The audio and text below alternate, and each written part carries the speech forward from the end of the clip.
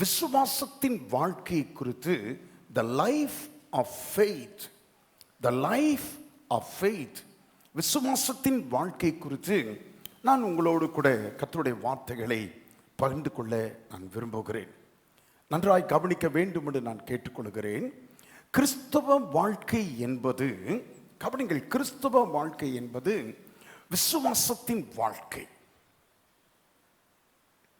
Christian life is a life of faith.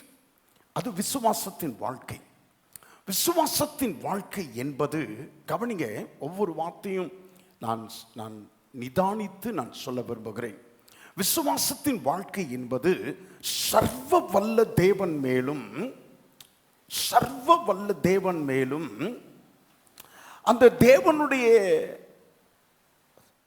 வார்த்தைகள் எதையெல்லாம் செய்வேன் என்று கர்த்தர் வாக்கு பண்ணினாரோ அந்த வார்த்தைகள் மேலும், அந்த சர்வ வல்ல தேவன் கொடுத்த ஒவ்வொரு வாக்குத்தத்தங்கள் மேலும் வைக்கப்படுகிறதான ஒரு நிச்சயமாகும், மன உறுதியாகும். விசுவாசம் என்பது அதுதான், சர்வ வல்ல தேவன் மேலே. அப்பா, என்னை அழைத்தவர் நாட்களையும் பார்க்கவில்லை. நாட்களையும் பார்க்கவில்லைன்னா என்னன்னு தெரியலையப்பா எனக்கு. என்ன அர்த்தம்? எப்படிங்க? ஓ, லாசர் வா, சரி, ரைட் ரைட் ரைட். நான் நாட்களையும் பார்க்கல, நாட்டத்தையும் பார்க்கல, ஆனால் அவருடைய கண்கள் என்னை கண்டது. ஆமென் சொல்வீங்களா? இப்போ இந்த இத்தனை சர்வ வல்லவர் மேலே அவர் என்னை குறித்து வைத்து அந்த வாக்குத்தத்தங்கள் ஒவ்வொன்றின் மேலும் நான் வைக்கிறதான ஒரு உறுதி, ஆமாம், கான்ஃபிடன்ஸ், உறுதி, அதுதான் விசுவாச வாழ்க்கையா இருக்கிறது. ஆனால் நம்முடைய விசுவாச நடை, how is our walk of faith, நம்முடைய விசுவாசத்தின் நடக்கை எப்படிப்பட்டதா இருக்குன்னு சொன்னா, சில நேரத்தில் உச்சத்தில் இருக்கிறோம், சில நேரத்தில் உச்சத்தில் இருக்கிறோம், சில நேரத்தில் படு ஆழத்தில் விழுந்து விடுகிறோம், படு ஆழத்தில் விழுந்து விடுகிறோம். ஆமாம், ஆட்டுக்குட்டி நல்லா அப்படியே உற்சாகமாக ஓடி ஆடும், பார்த்துருக்கீங்களா? ஆமாம், உற்சாகமாக ஓடி ஆடும். டக்குன்னு அது குட்டிக்காரன் அடிக்கிறப்ப 4 கால் மேலே வந்துடும் பாருங்க. 4 கால் மேலே வந்துட்டு ஐயோ அம்மா அப்பான்னு அப்படியே கத்தும். அது 4 காலம் மேலே வந்ததுக்கு அப்புறம் அதனால நிம்மற முடியாது. கற்பம்பூச்சி பார்த்துறீங்களா? என்ன ஓட்டம் ஓடும். ஆனால் ஓடுற ஓட்டத்தில் திடீர்னு அப்படியே பல்ட்டி அடிச்சிடும்.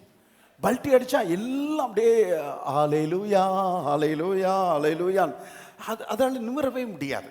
விசுவாசிகள் அப்படி தான் இருக்கிறோம். ஆமாம், ரொம்ப ஓட்டம் சாட்டம் அதெல்லாம் பிரமாதமாக இருக்கும். அதுக்கப்புறம் பார்த்தா 4 கால் மேலே தூக்கிட்டு கர்த்தரனை கைவிட்டுட்டாரோ, கர்த்தரின் ஜெபத்தை கேட்கவில்லையோ. அப்போ உச்சத்திலும் இருக்கிறோம், படு ஆழத்திலும் விழுந்து விடுகிறோம். கர்த்தர் ஸ்தோத்திரம். ஆமாம்,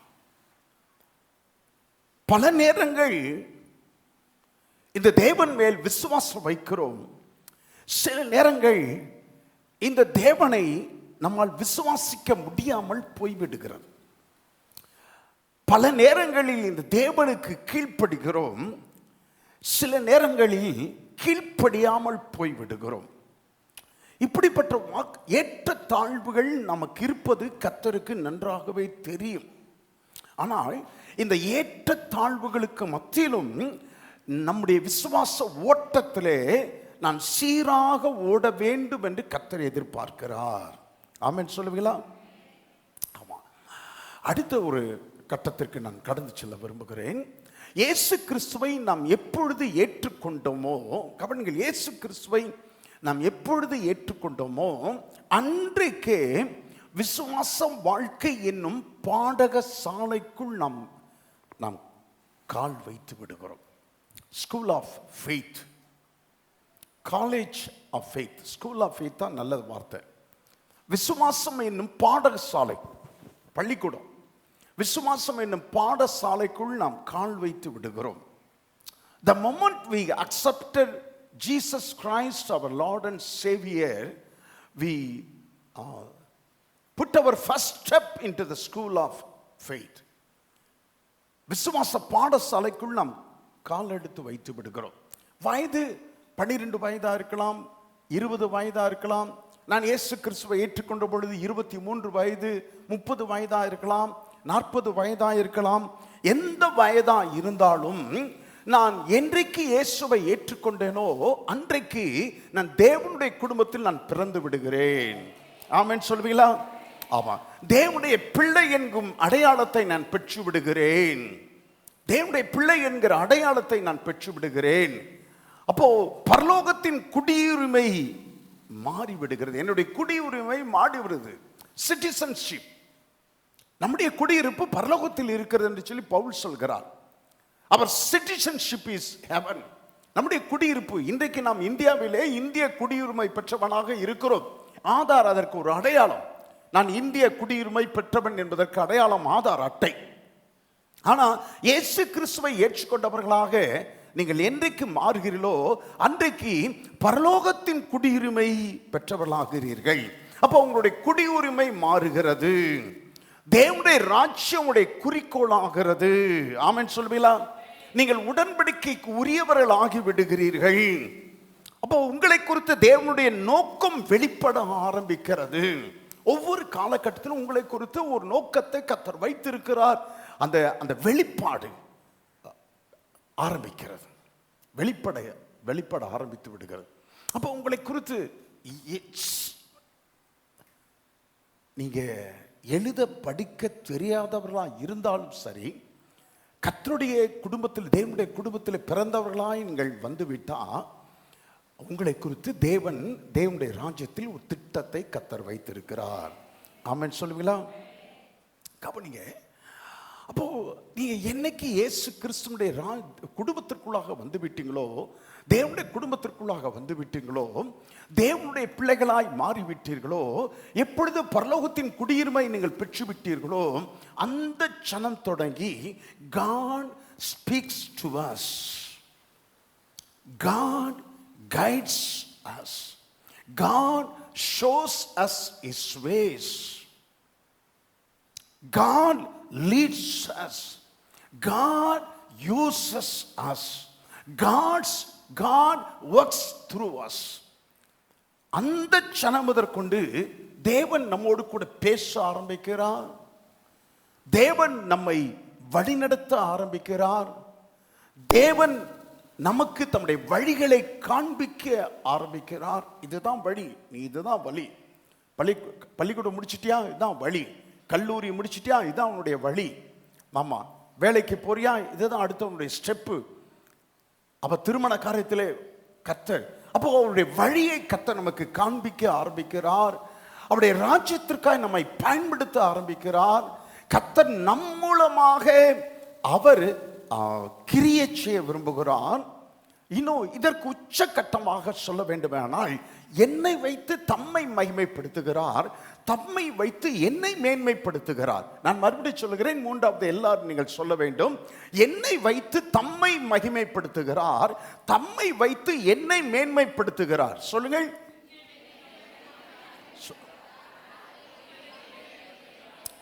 பின்னால் இருக்கவங்களாம் சொல்ல மாட்டீங்க.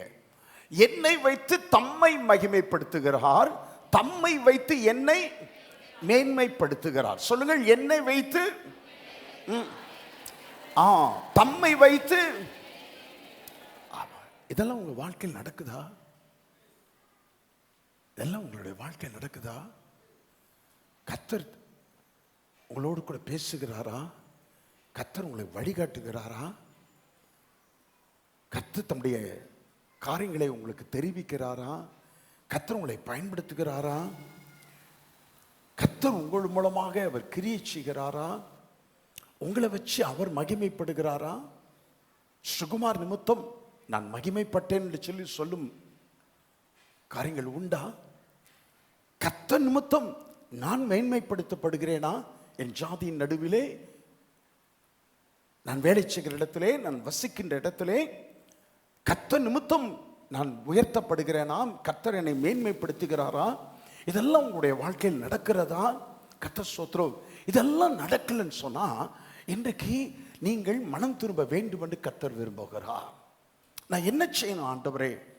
சொல்லுங்க. நான் என்ன சொன்னேன்? பாச சொன்னதுல பாதி என் வாழ்க்கையில இல்லை ஆண்டவரே.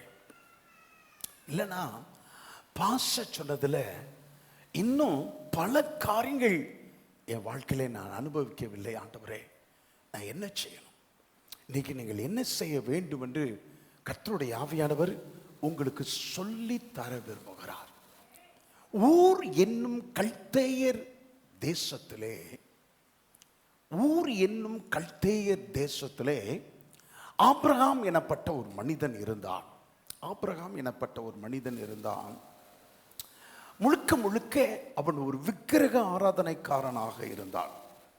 நீங்களும் நானும் இன்றைக்கு அறிந்திருக்கிற அந்த யெகோவா தேவனை குறித்து அவனுக்கு எவ்வளவேனும் தெரிந்திருக்க வாய்ப்பே இல்லை. அவன் இந்த யெகோவா தேவனுடைய நாமத்தை கேட்டவனும் இல்லை. அந்த யெகோவா தேவனை குறித்து அதற்கு முன் பின் அவன் அறிந்தவனும் கிடையாது. ஆனால் கர்த்தர் அவனை சந்திக்கிறார். Abraham had an encounter with God. தேவனோடு கூட அவனுக்கு ஒரு சந்திப்பு உண்டாகிறது. ஆதியாகமத்தின் புத்தகம் வாசிக்க வேண்டாம், 12வது அதிகாரத்திலே 1 முதல் 7 வசனங்களிலே இதை வாசிக்கிறோம். 12வது அதிகாரத்திலே கர்த்தர் அவனை அழைத்து அவனோடு கூட தம்மை அறிமுகப்படுத்தி கொண்டு அவனுக்கு வாக்குத்தத்தங்களை கொடுக்கிறார். வாக்குத்தத்தங்களை ஆங்கில வேதாமத்தில் நீங்கள் பார்ப்பீர்களானால் I will I will I will என்று சொல்லி கர்த்தர் அவனுக்கு வாக்குத்தத்தங்களை கொடுக்கிறார். ஆமா, I will show you a nation. I will make you a great nation. I will make your name great. I will bless you. Who blesses you? I will curse you. Who curses you? Pain can't be pain. நீ போக வேண்டிய தேசத்தை உனக்கு காண்பிப்பேன். உன்னை பெரிய ஜாதி ஆக்குவேன். நான் உன்னை ஆசீர்வதிப்பேன். நான் உன் பேரை பெருமைப்படுத்துவேன். உன்னை ஆசீர்வதிக்கிறவர்களை நான் ஆசீர்வதிப்பேன். உன்னை சபிக்கிறவர்களை நான் சபிப்பேன். தன்னோடு பேசுவது யார் என்று ஆபிரகாமுக்கு தெரியாது. இதுவரைக்கும் அந்த தேவனுடைய சத்தத்தை அவன் கேட்டது கிடையாது. ஆனா ஆபிரகாமுக்கு ஒன்று தெரியும், இதுவரைக்கும் நான் வணங்கி வந்த நூற்றுக்கணக்கான தெய்வங்கள் ஒன்று கூட என்னை பற்றி சொன்னது கிடையாது, என்னோடு கூட பேசினது கிடையாது, என் எதிர்காலத்தை குறித்து சொன்னதே கிடையாது. ஆனால் இவர் என்னை குறித்து சொல்லுகிறார், என் எதிர்காலத்தை குறித்து சொல்லுகிறார். ஆமென் சொல்வீங்களா? ஆவா. அப்படியே அந்த தேவனையும் தேவனுடைய வார்த்தைகளையும் ஆபிரகாம் விசுவாசித்தார்.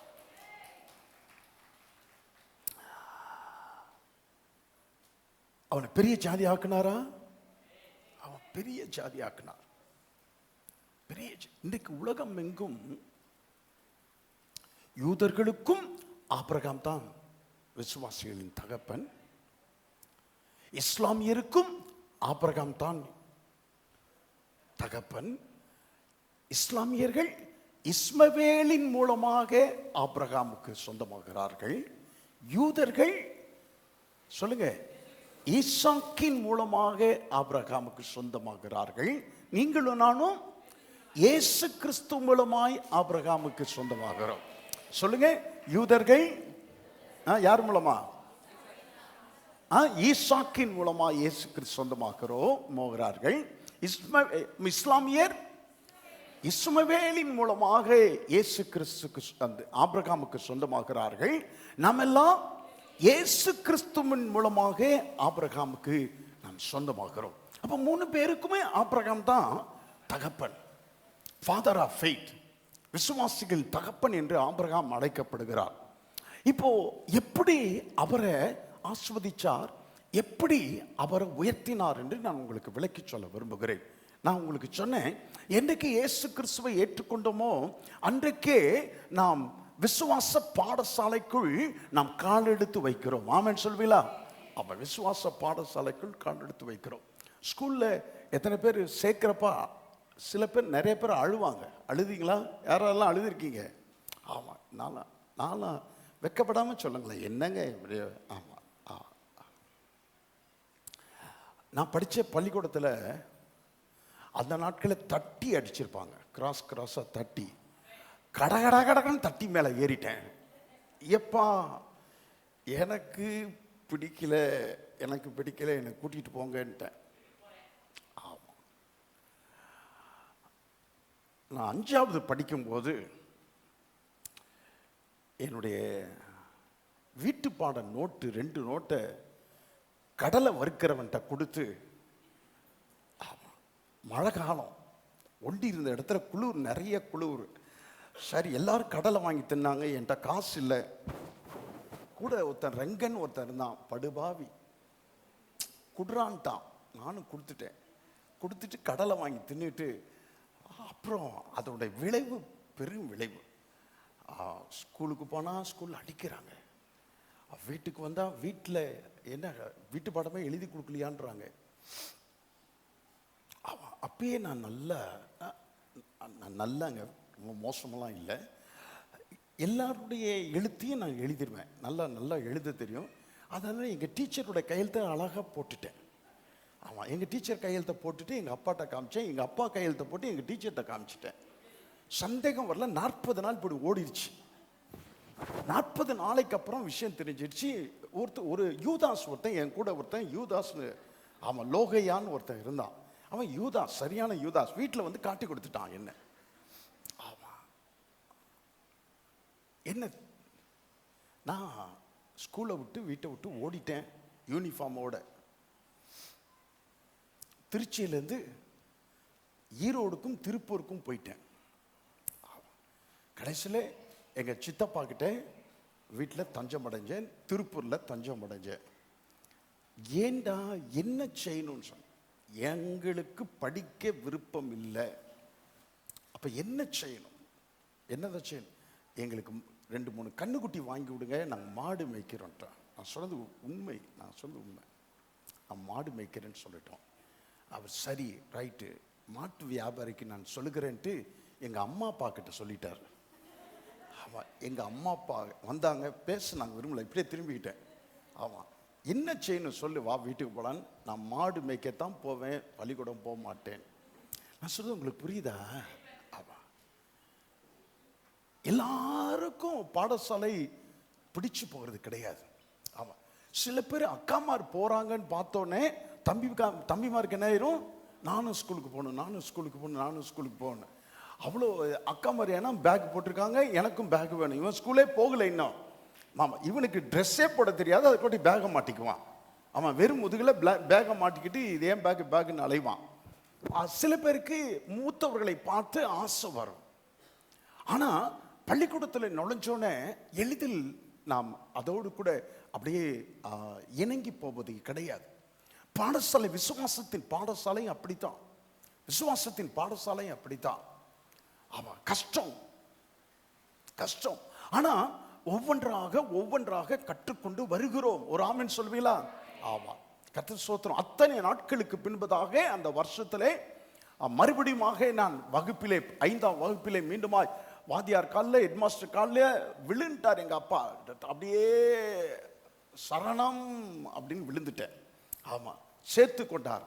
அந்த வருஷத்துல சிறந்த மாணவன் சொல்லி பரீட்சையில் நான் பாஸ் பண்ணி எனக்கு ஒரு டிஃபன் பாக்ஸ் வந்தாங்க. ரொம்ப வருஷம் ஸ்ரீவில்லிபுத்தூர் வரைக்கும் அந்த டிஃபன் பாக்ஸை நான் வைத்திருந்தேன், விசுவாசம் காண்பிக்கும்படியா. ஆமாம், ஏறத்தாழ 45 நாட்கள் டோக்கர், ஸ்கூலுக்கு போகல. ஆனால் 45 நாட்கள் டோக்கர் அடித்தாலும் அந்த வருஷத்தில் எனக்கு பரிசு கிடைத்தது. என்னுடைய தம்பி அதை விட சிறந்த ஒரு மாணவனாக என்னுடைய தம்பியை சேர்த்து கூட்டிட்டு போயிட்டேன். என்னுடைய தம்பி 3rd ஸ்டாண்டர்ட் தான் படித்தான், சிறந்த மாணவனாக வந்தார். அப்ப விசுவாசத்தின் பாடசாலைக்குள்ளாக ஆரம்பம் கஷ்டமா இருந்தாலும் அப்படியே அதிலே நம்ம இணைத்துக் கொள்வோமே ஆனால், புரிந்து கொள்வோமே ஆனால் சாதனையாளர்களாய் மாறி விடுகிறது உண்டு. ஆமென் சொல்லுவீங்களா? ஆமா, என்ன மாதிரி தான் அப்துல் கலாமோ, உங்களை மாதிரி தான் அப்துல் கலாமோ. அப்துல் கலாமுக்கு தனியா மூளை இல்லை, நம்மள மாதிரி தான். ஆனா அந்த விசுவாசத்தின் பாடசாலை புரிந்து கொள்ளுகிறார், தன்னோடு கூட இணைத்துக் கொள்ளுகிறார். விசுவாசத்தின் பாடசாலையும் அப்படித்தான். கர்த்தர் ஸ்தோத்திரம். இந்த பாடசாலையிலே உங்களை நீங்கள் இணைத்துக் கொள்ள வேண்டும். இந்த பாடசாலையில் நீங்கள் கற்றுக்கொள்ள வேண்டும். இந்த பாடசாலையில் நீங்கள் வளர வேண்டும், வளர வேண்டும். நாளுக்கு நாள் first standard, second standard, second standard, third standard. சில நேரத்தில் அந்த நாட்கள் டபுள் ப்ரொமோஷன் கொடுப்பாங்க. டபுள் ப்ரொமோஷன், 5ஆவதுல இருந்து 7ஆவதுக்கு தூக்கி போடுவாங்க. ஏன்னா ரொம்ப நல்லா படிக்கிறான். அப்போ ஆவிக்குரிய வாழ்க்கையிலும் இந்த விசுவாச பாடசாலையிலே நீங்கள் வளர வேண்டும் என்று கர்த்தர் விரும்புகிறார். முதல் காரியம், தேவனுடைய சத்தம் கேட்பதில் நாம் வளர வேண்டும். சொல்லுங்க, தேவனுடைய சத்தம் கேட்பதில் நான் வளர வேண்டும். எதுல வளரணும்? இந்த விசுவாச பாடசாலையில நீங்க எதுல வளரணும்? ஆமா, ஃபர்ஸ்ட் ஸ்டாண்டர்ட் என்ன? தேவனுடைய சத்தம் கேட்பதில். எல்லாம் சத்தமா சொல்லுங்க, தேவனுடைய சத்தம் கேட்பதில் நான் வளர வேண்டும். இந்த வேதத்தின் மூலமாக கர்த்தர் பேசுகிறார். தேவ சமூகத்தில் நின்று தேவனுடைய வார்த்தை கொடுக்கிற போதகருடைய செய்தியின் மூலமாய் கர்த்தர் பேசுகிறார். சனிக்கிழமையில நான் வெளியே போக விரும்புறதே கிடையாது, வெளியே போக விரும்புறதே கிடையாது. நேற்றுக்கு ஜோதியோட பிறந்த நாள், கீழே கேக் வெட்டுன்னு சொல்லி கூப்பிட்டாங்க. எனக்கு வர விருப்பம் இல்லை, ஜெபித்து கொண்டு வர விருப்பம் இல்லை. அதில் அங்கே போய் வந்தால் ஒரு 20 நிமிஷம் வேஸ்ட் ஆயிரும். காலையிலேருந்து உட்கார்ந்துருந்தோம், ஒரு ரிலாக்ஸ் ஆகிறதுக்காக ஒரு 20 நிமிஷம் கீழே அப்படியே வந்து விட்டு போனேன்னு ஒழிய நான் மற்றபடி ரூமை திறந்து கொண்டு வெளியே வர விருப்பம் இல்லை. தேவனுடைய வார்த்தை, அப்போ தேவனுடைய செய்தியின் மூலமாக கர்த்தர் பேசுகிறார். ஜெபிக்கும் போது கர்த்தர் பேசுகிறார். இது அல்லாம ஆடிபிளாக அப்படியே தெளிவான சத்தத்தோடு, கேட்கும் மெல்லிய சத்தத்தோட கர்த்தர் நம்மிடத்தில் பேசுகிறார். வேதத்தின் மூலமாய் பேசுகிறார். சொல்லுங்கள், வேதத்தின் மூலமாய் பேசுகிறார். அப்புறம் செய்தியின் மூலமாய் பேசுகிறார். மூன்றாவது, ஜபத்திலே நம்மோடு கூட பேசுகிறார். நான்காவது, மெல்லிய சத்தமாய் நம்மோடு கூட பேசுகிறார். ஆமா, இந்த தேவனுடைய வார்த்தையின் மூலமாய் பேசுகிறார். தேவ செய்தியின் மூலமாய் கர்த்தர் பேசுகிறார். ஜெபிக்கும் போது பேசுகிறார். நான்காவதாக மெல்லிய சத்தத்தோடு பேசுகிறார். முதல்ல கர்த்தர் பேசுவதை கேட்பதிலே நான் வளர வேண்டும். நல்லா கவனிச்சிங்க, ஆபிரகாமை வைத்துத்தான் இதை நான் உங்களுக்கு விளக்கி சொல்ல விரும்புகிறேன். கேட்பதிலே நீங்க வளரலன்னு சொன்னா தேவன் என்ன பேசுகிறார் என்பதை உங்களால் அறிந்து கொள்ள முடியாது. செய்தியின் போது கர்த்தர் பேசுவதை உங்களால் உணர முடியலன்னா நீங்க இன்னும் வளரவில்லை, பாடசாலையிலே வளரவில்லை என்று சொல்லி அர்த்தம். 3ஆம் கிளாஸ்ல படிக்கும்போது, 8ஆம் கிளாஸ்ல படிக்கும்போது நீங்க சரியாவே படிக்கலன்னா உங்களை தூக்கி எங்க போட்டுருவாங்க? 7ஆம் கிளாஸ்ல போட்டுருவாங்க. இன்னும் சரியா வரல, இல்லைன்னா அடுத்த வருஷமும் அதே ரிட்டைன், அதே வகுப்பில் மீண்டும் போட்டுருவாங்க. வளரவில்லைன்னு சொல்லி அர்த்தம். ஆமா, Bible, the Bible is the written revelation of God. இந்த வேதம் தேவனுடைய வெளிப்படுத்தப்பட்டதான வார்த்தைகள். ஆமென் சொல்வீங்களா? அல்லேலூயா. ஆமா, தேவனுடைய வெளிப்படுத்தப்பட்ட, தேவன் வெளிப்படுத்தின வார்த்தைகள் அடங்கியது தான் இந்த புத்தகம், தேவனுடைய வெளிப்பாடு. ஆபிரகாம் நாட்களிலே உனக்கு பைபிள் கிடையாது, ஆபிரகாம் நாட்களிலே சபை கிடையாது, ஆபிரகாம் நாட்களிலே போதகர் கிடையாது. எனவே தான் கர்த்தர் அவனோடு கூட தெளிவாக, அவன் கேட்கும் விதமாக கர்த்தர் அவனோடு பேசினார். இன்றைக்கு உங்களோடு என்னோடும் ஆபிரகாமோடு கூட பேசினது போல கர்த்தர் பேசுவது கிடையாது. ஏன்னா பேச வேண்டிய அவசியமும் இல்லை. ஏன்னா நமக்கு வேத புத்தகம் கொடு, தேவனுடைய வார்த்தைகள், தேவனுடைய சத்தம், தேவனுடைய வார்த்தைகள் அடங்கிய வேத புத்தகம் நம்ம இடத்துல இருக்கிறது. ஆமென் சொல்வீங்களா? ஆமா, சபையிலே போதகர் பேசுகிறார். ஜெபிக்கிற மக்கள், நீங்கள் ஜெபிக்கும் போது கர்த்தரோடு கூட பேசுகிறார். இவைகள் அல்லாமல் சில நேரங்களிலே கர்த்தர் நம்மோடு கூட மெல்லிய சத்தமாயும் பேசுகிறார். அப்போ கர்த்தருடைய சத்தம் கேட்பதிலே நாம் வளர வேண்டும். சொல்லுங்க, முதல் காரியம் என்னங்க? ஆமா, எல்லாம் சத்தமா சொல்லுங்க. கர்த்தருடைய, வாலிப பிள்ளைங்கள் எல்லாம் சத்தமா சொல்லுங்க, கர்த்தருடைய சத்தம் கேட்பதில் நான் வளர வேண்டும். இரண்டாவது காரியம், கீழ்ப்படிதலில் நான் வளர வேண்டும். கீழ்ப்படிதலில், கர்த்தருடைய சத்தம் கேட்பதில் நீங்கள் வளராவிட்டால், கர்த்தர் பேசுகிறார் என்பதை நீங்கள் உணராவிட்டால் அல்லது அறியாவிட்டால் நீங்கள் எப்படி கர்த்தருக்கு கீழ்ப்படிய முடியும்? கவனிங்க, தெளிவாய் மறுபடி சொல்லுகிறேன். கர்த்தர் உங்களோடு கூட பேசுகிறார். அப்போ கர்த்தர் பேசுவதை கேட்பதிலே நீங்கள் வளராவிட்டால், கர்த்தர் பேசுகிறதை நீங்கள் உணராவிட்டால், கர்த்தர் பேசுகிறதை நீங்கள் அறியாவிட்டால் நீங்கள் எப்படி கீழ்ப்படிய முடியும்? என்ன பேசுகிறார் என்று அறிந்தால் தானே கீழ்ப்படிய முடியும். ஆனா கர்த்தர் பேசுவதை கேட்க உங்களுக்கு மனதில்லாமல் போனா, தேவ செய்தி நேரத்தில் மொபைலை நோண்டிக்கிட்டு, தேவ செய்தி நேரத்தில் ஏதோ சிந்தனையில் உட்கார்ந்துக்கிட்டு ஏதோ காரியத்தை யோசித்து கொண்டு, தேவ செய்தி நேரத்தில் ஒரு கவனிக்க விருப்பம் இல்லாமல் இருந்து கொண்டு, அப்ப செய்தியின் வேளையிலே தேவனுடைய வார்த்தை கேட்க உங்களுக்கு மனம் இல்லாமல் போனால், தொடர்ந்து அடுத்தடுத்து எப்படி கர்த்தர் உங்களோடு கூட பேசுவார்? எப்படி பேசுவார்? தொடர்ந்து அடுத்தடுத்து அவரால் பேச முடியாது. அடுத்தடுத்து எப்படி உங்களை வழிநடத்துவார்?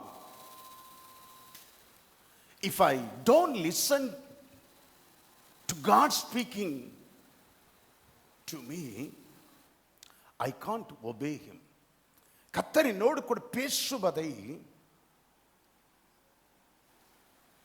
நான் கேட்காவிட்டால் என்னால் எப்படி கீழ்ப்படிய முடியும்?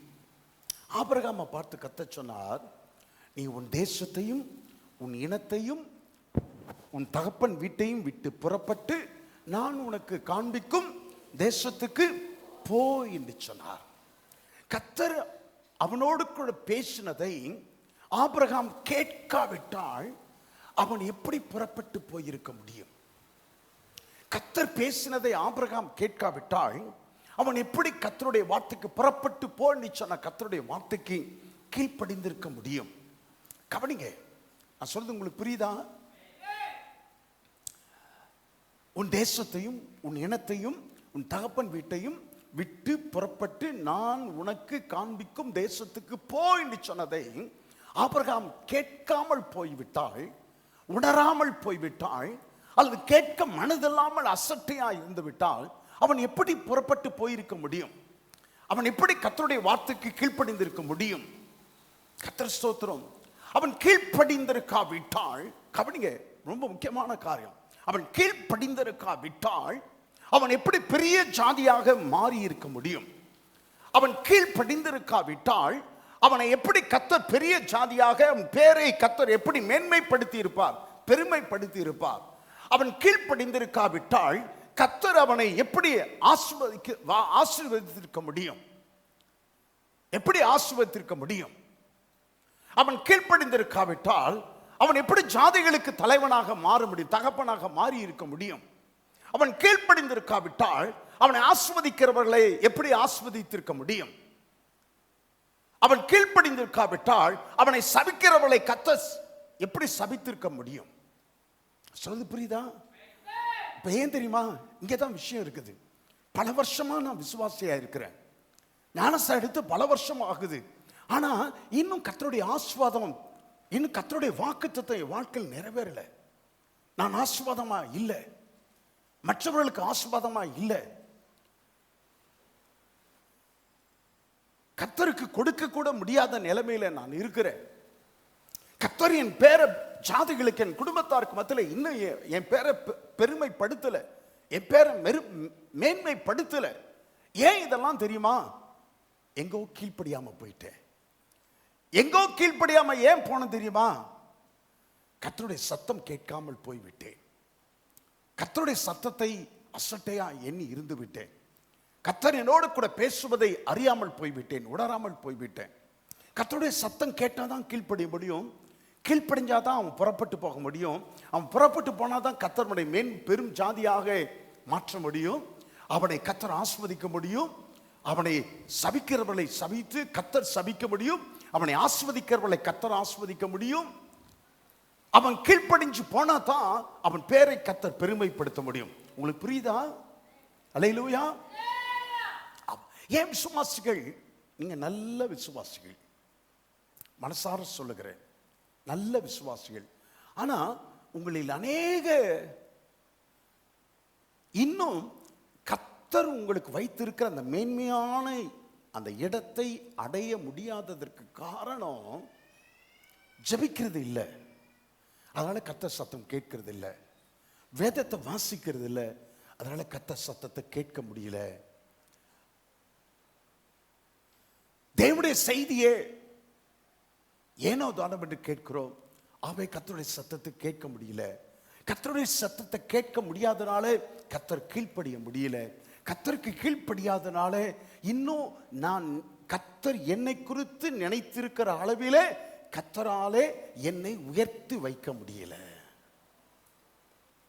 அப்ப நம்பர் 1, தேவனுடைய சத்தத்தை கேட்பதிலே வளர வேண்டும். நாளுக்கு நாள் சத்தத்தை கேட்பதிலே வளரும். குழந்தை பாருங்க, முதல்ல அம்மா யாரு அப்பா யாருன்னு தெரியாதுங்க. பிள்ளைக்கு தெரியாது. நர்ஸை பார்த்தாலும் சிரிக்கும், டாக்டரை பார்த்தாலும் சிரிக்கும், யாரை பார்த்தாலும் குழந்தை சிரிக்கும். அதுக்கப்புறம் தான் கொஞ்ச நாட்களுக்கு மாதங்கள் அல்ல, கொஞ்ச நாட்களுக்குள்ளாகவே அம்மா முகத்தை பார்த்தோன்னே சிரிக்கும். அம்மாவை தெரியுது, வளருது. அதுக்கப்புறம் அப்பாவை தெரியுது. அப்பா சத்தம் கேட்ட உடனே அந்த பிள்ளை துள்ளுது. அந்த பிள்ளை துள்ளுது, கையும் காலையும் ஆட்டுது, என்ன தூக்குன்னு சொல்லுது. அதனால அந்த குழந்தைக்கு பேச தெரியல. ஆனா அந்த குழந்தை சொல்லுது, என்னை தூக்கு, கொஞ்ச நேரம் தூக்கணும், கொஞ்ச நேரமா தூக்கி அப்படி கொஞ்சணும், கொஞ்ச நேரம் தூக்கி அப்படியே ஒரு ரவுண்ட் அடிக்கணும். இன்னும் கொஞ்சம் பெரிய பிள்ளை ஆனோடனே அப்பா வந்தோடனே அந்த பிள்ளை ஓடி வந்து அப்பாவை பிடித்துக் கொள்கிறது. அவ பைக்கில் வச்சு பைக்கை விட்டு இறங்குறதுக்குள்ளாரையே பைக்கில் வச்சு ஒரு ரவுண்ட் அடிக்கணும். பிள்ளை வளருகிறது, பிள்ளை வளருகிறது. அப்போ அந்த வளர்ச்சியை நம்மால் பார்க்க முடிகிறது. அப்போ முதல் வளர்ச்சி கர்த்தருடைய சத்தம் கேட்பதிலே வளர வேண்டும். இரண்டாவது கீழ்ப்படிதலிலே வளர வேண்டும். மூன்றாவது நம்பிக்கை அல்லது விசுவாசத்தில் வளர வேண்டும். சொல்லுங்கள், நம்பிக்கை அல்லது விசுவாசத்தில் வளர வேண்டும். இது மூன்றாவது வளர்ச்சி. முதல் வளர்ச்சி எதுலங்க? தேவனுடைய சத்தம் கேட்பதிலே வளரணும். இரண்டாவது வளர்ச்சி எதுலங்க? கீழ்ப்படிதலிலே வளர வேண்டும். மூன்றாவது வளர்ச்சி தேவனுடைய சத்தம், நம்பிக்கை அல்லது விசுவாசத்தில் வளர வேண்டும். இயேசு கிறிஸ்து தம்முடைய சீஷர்களிடத்தில் அவர் மணிக்கணக்காக பேசினார், போதித்தார். பகலின் பெரும்பாலான நேரங்களை சீஷர்களோடு கூட இயேசு கிறிஸ்து செலவிட்டார்.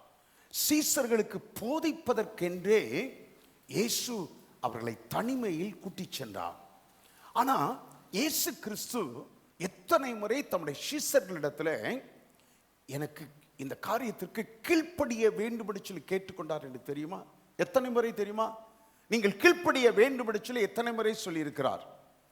இயேசு கிறிஸ்து சீஷர்களை பார்த்து நீங்கள் கீழ்ப்படிதல் உள்ளவர்களாய் இருங்கள் என்று எத்தனை முறை சொல்லி இருக்கிறார்? யாருக்கா தெரியுமா? பின்னால யாருக்காச்சும் இங்கே ஒரு முறை கூட சொல்லல. என் கீழ்ப்படியணும்னு சொல்லி இயேசு கிறிஸ்து ஒரு முறை கூட சொல்லவே இல்லை. ஆனா மாறாக என்ன சொன்னா தெரியுமா? தேவனிடத்தில் விசுவாசமா இருங்கள், உங்களுக்கு விசுவாசம் உண்டாயிருக்கும்படியாக இவைகளை நான் சொன்னேன், என்னிடத்திலும் விசுவாசமா இருங்கள். ஆமென் சொல்லுவீங்களா? ஆமா. என்னை விசுவாசிங்கள், என் வார்த்தைகளை விசுவாசிங்கள், விசுவாசிங்கள் விசுவாசிங்கள் விசுவாசிங்கள் என்று சொன்னாரே ஒழிய கீழ்ப்படிதலை குறித்து இயேசு சொல்லவில்லை. ஆமா. அப்ப விசுவாசிக்கும்படியாகவே இயேசு சொன்னார். ஏன் இப்படி விசுவாசிக்கும்படியா சொன்னார்? ஏன் கீழ்ப்படிய சொல்லவில்லை? விசுவாசித்தார்களேயானால் அவர்கள் கீழ்ப்படிவது நிச்சயம் என்பது கர்த்தருக்கு தெரியும். ஆமென் சொல்வீங்களா? ஆமா, நான் விசுவாசித்தா கீழ்ப்படிவது நிச்சயம். ஆமா, ஆபிரகாம் தேவன் அவனுக்கு சொன்ன எல்லாவற்றுக்கும் அவன் கீழ்ப்படிந்து புறப்பட்டு போனான். நான் உனக்கு காண்பிக்கும் தேசத்திற்கு போ என்று சொன்னார். புறப்பட்டு போ என்று சொன்னார். உன் தேசத்தை விட்டு போ, உன் இனத்தை விட்டு போ, உன் தகப்பனை விட்டு புறப்பட்டு போ. எங்க போனோம்? நான் உனக்கு காண்பிக்கும் தேசத்துக்கு போ. ராஜன் பைக் எடுத்துட்டு புறப்பட்டு போப்பா அப்படின்னு சொன்னா, எங்க பாஸ்டர்னு கேட்டா, நீ புறப்பட்டு போப்பான்னு சொன்னா ராஜன் போவப்பன்னு நினைக்கிறீங்களா? போவே மாட்டார். பாஸ்டர் ஏதோ டென்ஷன்ல பேசுறாரு.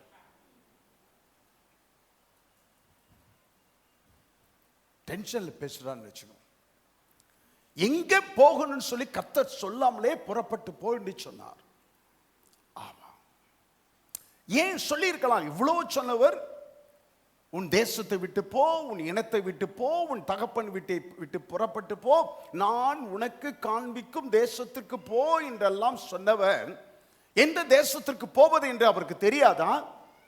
அப்படியானால் தெரிந்திருக்குமே. ஆனால் ஏன் அவர் கானானுக்கு புறப்பட்டு போ, கானான் தேசத்திற்கு புறப்பட்டு போ என்று அவனுக்கு சொல்லி இருக்கலாமே?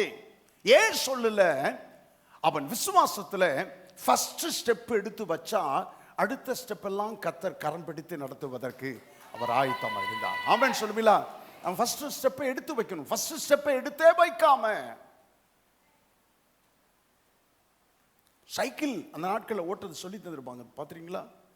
அவன் பின்னால் அப்படியே பிடிச்சிக்குவாங்க, பின்னால் பிடிச்சிக்குவாங்க, சீட்டை பிடிச்சிக்குவாங்க. அப்படியே ஓட்டுற ஆளுக்கு நல்லா ஓட்டுவார்.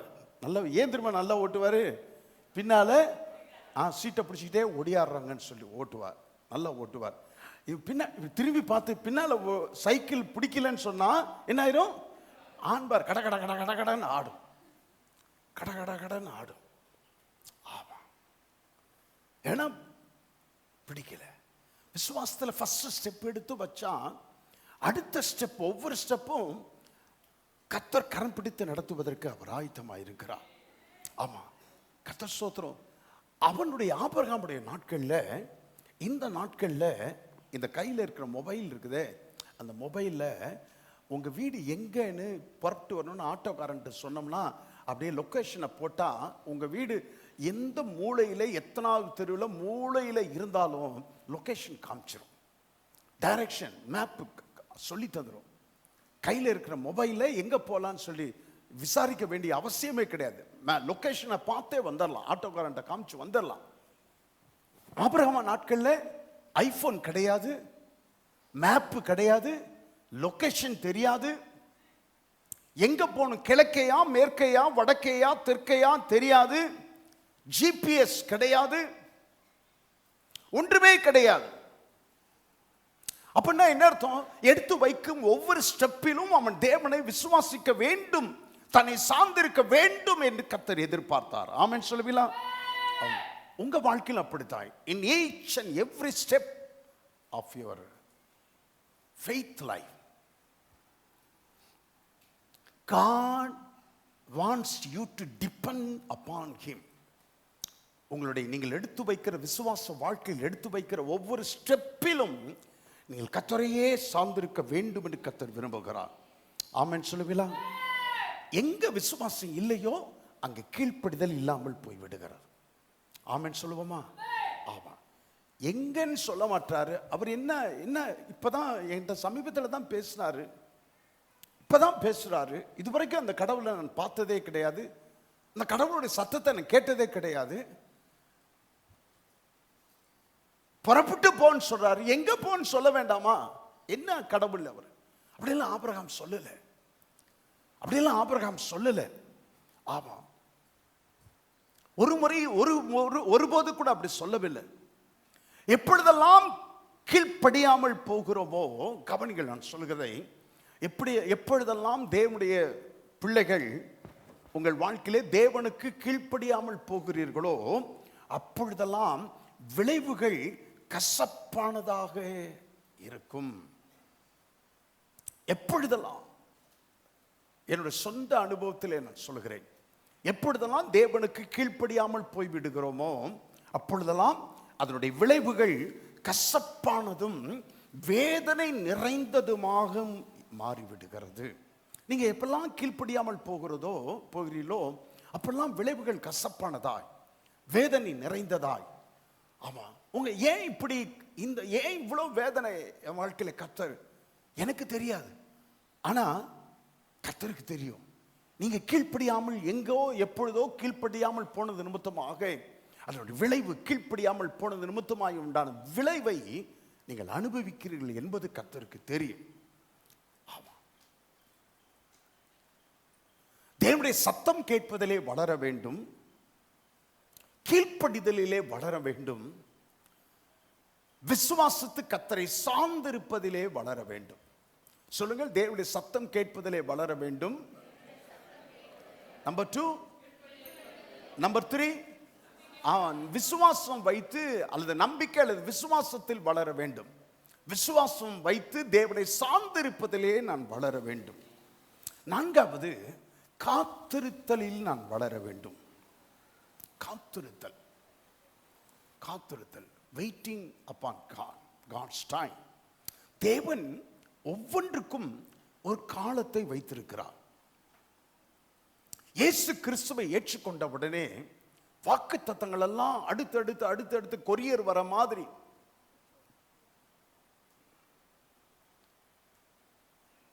அடுத்தடுத்து வாக்குத்தத்தங்கள்லாம் ஒரு வருஷத்துக்குள்ளேயே அடுத்தடுத்து வாக்குத்தத்தங்கள்லாம் ஒவ்வொன்றாய் நிறைவேறி விடும் அப்படின்னு நினைக்க கூடாது.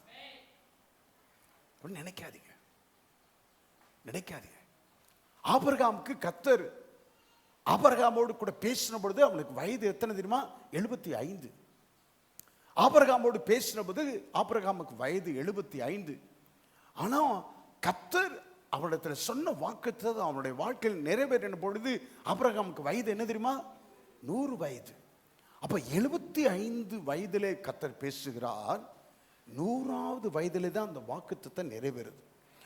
25 வருடம் அவன் காத்திருக்க வேண்டியதாயிற்று. யோசேப்புக்கு கர்த்தர் தரிசனம் கொடுத்தார். தகப்பனும் தாயும் 11 சகோதரர்களும் யோசேப்புக்கு முன்பதாக தாழ பணிந்து கொள்வதாக யோசேப்புக்கு கர்த்தர் தரிசனம் கொடுத்தார். அதனாலே சகோதரர்களாலே யோசேப்பு பகைக்கப்பட்டார். அந்த தரிசனம் கிடைத்த பொழுது யோசேப்புக்கு வயது 17. ஆனா அந்த தரிசனம் எத்தனை ஆண்டுகள் கழித்து தெரியுமா நிறைவேறினது? 13 ஆண்டுகள் அவன் காத்திருக்க வேண்டியதாயிற்று. அந்த 13 ஆண்டுகளும் அவன் எதிர்பார்த்த வருஷங்கள் அல்ல, கர்த்தரை அனுபவித்த வருஷங்கள் அல்ல, அவனுக்கு அனுகூலமான வருஷங்கள் அல்ல. குழியில் தள்ளப்பட்டான், போத்திபாரிடத்தில் விற்கப்பட்டான், போத்திபாருடைய மனைவியிடத்திலே அவன் பொய்யாய் குற்றம் சாட்டப்பட்டான், சிறைச்சாலையிலே தள்ளப்பட்டான். அத்தனை வருஷங்களும் அனுகூலமாய் எதுவுமே நடக்கவில்லை. ஆனா 13 வருஷம் வரைக்கும் அவன் காத்திருந்தான். பாருங்க, அந்த 13 வருஷத்தின் முடிவிலே 30வது வயதிலே அவன் பார்வோனுக்கு அடுத்தபடியாய் எகிப்தின் ராஜாவுக்கு அடுத்த ஸ்தானத்திலே அவன் இருந்தான். ஆமென் சொல்லுவீங்களா? ஆமா, இன்றைக்கு அமெரிக்க ஜனாதிபதியை போல உலகத்திலே பெரிய வல்லரசாய் அன்றைக்கு எகிப்து இருந்தது. ஆமா, அப்போ பார்வோனுக்கு அடுத்தபடியா ராஜாவுக்கு அடுத்த ஸ்தானத்திலே எகிப்து யோசேப்பு உயர்த்தப்பட்டான். 13 வருடங்கள் அதற்காக அவன் காத்திருக்க வேண்டியதாயிற்று. தாவீது ஆடு மேய்த்து கொண்டிருந்தவனை சாமுவேல் அழைத்து ராஜாவாக அபிஷேகம் பண்ணினார். இன்னும் சவுல் ராஜாவாகத்தான் இருக்கிறான். ஆனா கர்த்தருடைய பார்வையிலே தேவனுடைய ராஜ்யத்திலே சவுல் ராஜா தள்ளப்பட்டு தாவீது ராஜாவாக அபிஷேகம் பண்ணப்படுகிறான். உலகத்திலே, மெய்யான உலகத்திலே இன்னும் தாவீது ஆடு மேய்த்து கொண்டு தான் இருக்கிறான், சவுல் ராஜாவாகத்தான் இருக்கிறான். தேவனுடைய ராஜ்யத்திலே சவுல் தள்ளப்பட்டு தாவீது ராஜாவாக அபிஷேகம் பண்ணப்படுகிறான். அவன் அபிஷேகம் பண்ணப்பட்ட பொழுது அவனுக்கு வெறும் 14 வயது தான். 14 வயது தான். தாவீது ராஜாவாகிற போது வேதத்தில் வாசித்து பாருங்கள், அவன் 30 வயது உள்ளவனாய் இருந்தான். 14 வயதிலே ராஜாவாக அபிஷேகம் பண்ணப்பட்டான். ஆனால் 30வது வயதில் தான் உண்மையாகவே ராஜாவாக அவன் மாற முடிந்தது. அப்படியானால் 16 வருஷங்கள் அவன் காத்திருக்க வேண்டியதாயிற்று. நடக்குமா நடக்காதா? உண்மைதானா? இந்த வாக்குத்தத்தங்கள் எல்லாம் என் வாழ்க்கை நிறைவேறுமா நிறைவேறாதா? எனக்கு மாத்திரம் ஏன் இவ்வளவு தாமதம்? எனக்கு மாத்திரம் ஏன் இப்படி? அவனுக்கு அநேகம் கேள்விகள் இருந்திருக்கும். கர்த்தர் ஸ்தோத்திரம், காத்திருக்கும் காலத்தில் தான் உங்கள் சார்பாக கர்த்தர் காரியங்களை செய்கிறவராய் இருக்கிறார். உங்களுக்காக வழக்காடுகிறவராய் இருக்கிறார். உங்களுக்காக யுத்தம் பண்ணுகிறவராக இருக்கிறார். ஆமென் சொல்வீங்களா? அல்லேலூயா.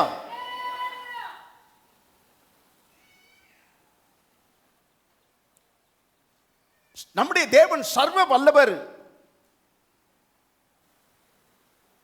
என்பதை அறிந்திருந்தோமானால், தேவன் சொல்லியவைகள் எதிலும் அவர் பொய் சொல்ல மாட்டார் என்பதை நாம் அறிந்திருந்தோமையானால், தேவன் வார்த்தையில் உண்மை உள்ளவர், வாயினால் சொன்னதை கரங்களினால் நிறைவேற்றவர், உண்மை உள்ளவர் என்பதை அறிந்திருந்தோமையானால், கர்த்தர் மாறாதவர், நேற்றைக்கு சொல்லிவிட்டு இன்றைக்கு மாறி விடுகிறவர் அல்ல, மாறாதவர் என்பதை நீங்கள் அறிந்திருந்தோமானால், எல்லாரிலும் தேவன் பெரியவர் என்பதை நாம் அறிந்திருந்தோமானால், நிச்சயம் எத்தனை வருஷங்களானாலும் நம்முடைய நம்பிக்கை ஒருபோதும் இழந்து போக மாட்டோம். ஆமென் சொல்வீங்களா? உங்களை பார்த்து சொல்லுகிறேன், இந்த வார்த்தைகள் எல்லாவற்றையும் திரும்ப சொல்லுகிறேன். கர்த்தர் உண்மை உள்ளவர் என்பதை நீங்கள் அறிந்திருந்தீர்களே ஆனால், கர்த்தர் எல்லாரிலும் பெரியவர் என்பதை நீங்கள் அறிந்திருந்தீர்களே ஆனால், கர்த்தர் பொய் சொல்லாதவர் என்பதை அறிந்திருந்தீர்களே ஆனால், கர்த்தர் சர்வ வல்லவர் என்பதை அறிந்திருந்தீர்களே ஆனால், உங்களிடத்தில் சொன்ன ஒரு வார்த்தையும் பொய்யாய் போவது இல்லை என்பதை நீங்கள் அறிந்திருந்தீர்களே ஆனால், கர்த்தர் ஸ்தோத்திரம், ஒருபோதும் கர்த்தர் மேல் வைத்திருக்கும் விசுவாசத்திலும் நம்பிக்கையிலும் நீங்கள் தளர்ந்து போகவே மாட்டீர்கள். ஆமென் சொல்வீங்களா? இதில் கொஞ்சம் சறுக்கும் போது தான் விசுவாசத்தை விட்டு விலகி போயிடறாங்க. ஆபிரகாமும் அப்படித்தான். ஆபிரகாமும் அப்படித்தான். ஆமா, கவனிங்க, சாராளுடைய பேச்சை கேட்டார். சாராளுடைய பேச்சை கேட்டார். சாராள்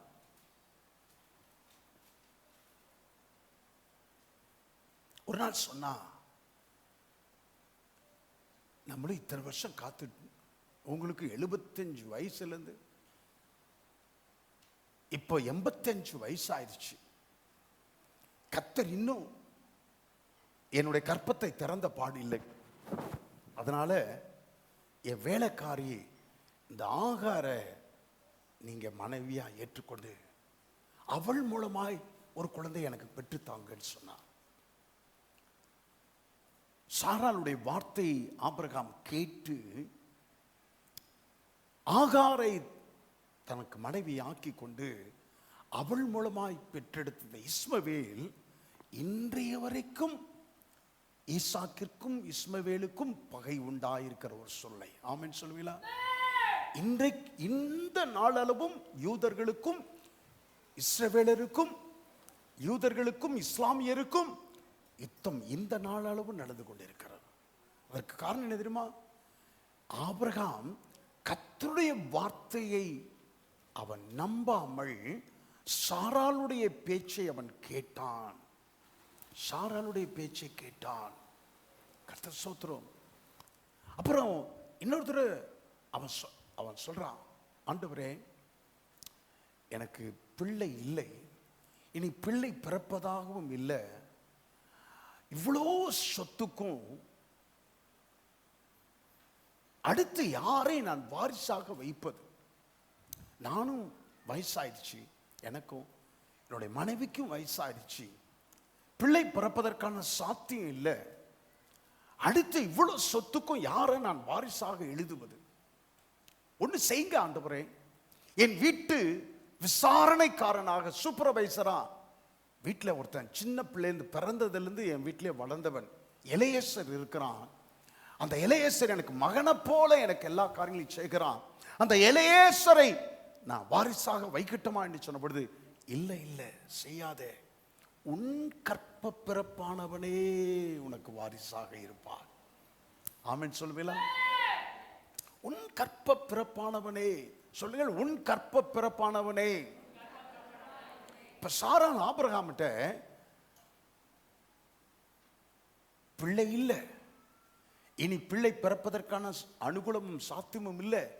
அதனால என்னுடைய வேலைக்காரியை நீ மனைவியாக்கி கொண்டு ஒரு பிள்ளையை எனக்கு பெற்றுத்தார்னு சொன்ன பொழுது ஆபிரகாம் சும்மா வாயை மூடிக்கிட்டுன்னு சொல்லியிருக்கலாம். என் கற்ப பிறப்பானவனே எனக்கு வாரிசாக இருப்பான்னு சொல்லி கர்த்தர் சொன்னார் தெரியுமா? அவர் மாற மாட்டார், பொய் சொல்ல மாட்டார் என்று ஆபிரகாம் சொல்லி இருக்க வேண்டும். ஆமென் சொல்வீங்களா? சொல்லி இருக்க வேண்டும். இன்னைக்கு நான் உங்களை பார்த்து சொல்லுகிறேன், இந்த காத்திருத்தல் என்பது விசுவாசத்தின் பாடசாலைகளில் ஒன்று. என்ன வந்தாலும் என்ன நேரிட்டாலும் உங்களை குறித்து கர்த்தர் சொன்ன வாக்குத்தத்தம் ஒன்றும் நிறைவேறாமல் போவது இல்லை. ஆமென் சொல்லுவீங்களா? அல்லேலூயா. ஒன்றும் நிறைவேறாமல் போவது இல்லை. அவன் எத்தனை காலங்கள் ஆனாலும் நிறைவேறத்தான் போகிறது. எனக்கு தெரியும், எனக்கு தெரியும். சில பிள்ளைங்களுடைய பெற்றோரை நான் பார்க்கும்போது அப்படியே இந்த 10 நாள் தண்ணி ஊற்றலனா செடி அப்படியே அப்படியே போயிருப்பாருங்க, அது மாதிரி இருக்கும். ஜெபக்கனுடைய அம்மாலாம் வந்திருக்காங்களா என்னன்னு தெரியல, பச்சையா சொல்றேன். ஆமா, சும்மா நடப்படமா வருவாங்க. ஜெபக்கனையும் எப்படி தெரியுமா? ஆமா, பாதியில ஓடிடுவா, ஒரு கூட்டத்துக்கும் கலங்க மாட்டா. ஏன் தெரியுமா? எல்லாருக்கும் கல்யாணம் ஆச்சு, எனக்கு ஆமா ஆமா எல்லா பிள்ளைக்கும் அவளோட சின்ன வயசுக்கெல்லாம் கல்யாணம் ஆச்சு. பேரை சொல்றேன், அதனால வருத்தப்பட்டாலும் பரவாயில்லை. நிறைய பேர் பேரை சொல்லல. ஆமா, புஷ் அப்படியே அப்படியே ஊசி குத்துன பலூன் மாதிரி ஆயிரும். அதுக்கப்புறம் கல்யாணம் ஆனதுக்கு அப்புறம் பார்த்தா இப்படி இப்படின்னு வாங்க, பாஸ்டர் எப்போ உங்களை பார்க்கலாம்? இது 3 மாசத்துக்கு முன்னாடி இப்போ இந்த வார்த்தை இப்படி உங்க நடை இல்லையே, 3 மாசத்துக்கு முன்னாடி நடை இல்லையே. ஆமா, ஏன் சொந்து போறீங்க? ஏன் விசுவாசத்துல தள்ளாடுறீங்க? எனக்கு சொல்லப்பட்டவைகளின் படியே நடக்கும் என்பதை நான் அறிந்திருக்கிறேன். பவுல் சொல்லுகிறார், எனக்கு என்ன சொல்லப்பட்டதோ, ஆமா, கப்பல் சேதம் தான், தப்பி பிழைப்போம் என்கிற நம்பிக்கை இல்லத்தான். 14 நாளாகிலும் சூரியனாவது சந்திரனாவது வெளிப்படவில்லை தான். அவ்வளவு கும் இருட்டு, கடும் புயல், பிழைப்போம் என்கிற நம்பிக்கை 1% கூட கிடையாது. ஆனா பவுல் சொல்லுகிறார், பவுலே நீ எருசலேமிலே சாட்சி கொடுத்தது போல ரோமாபுரியிலும் சாட்சி கொடுப்பாய். அவை சொல்லுகிறான், கர்த்தனுக்கு சொல்லி இருக்கிறார், நீ ரோமாபுரியிலும் சாட்சி கொடுப்பாய். நான் நடுக்கடலில் செத்து போவது கிடையாது, இந்த கடலிலே மூழ்கி செத்து போவது கிடையாது. எனக்கு சொல்லப்பட்டவைகளின்படியே நடக்கும் என்பதை நான் அறிந்திருக்கிறேன். சொல்லுங்கள் அந்த வார்த்தை, எனக்கு சொல்லப்பட்டவைகளின்படியே நடக்கும் என்பதை நான் அறிந்திருக்கிறேன்.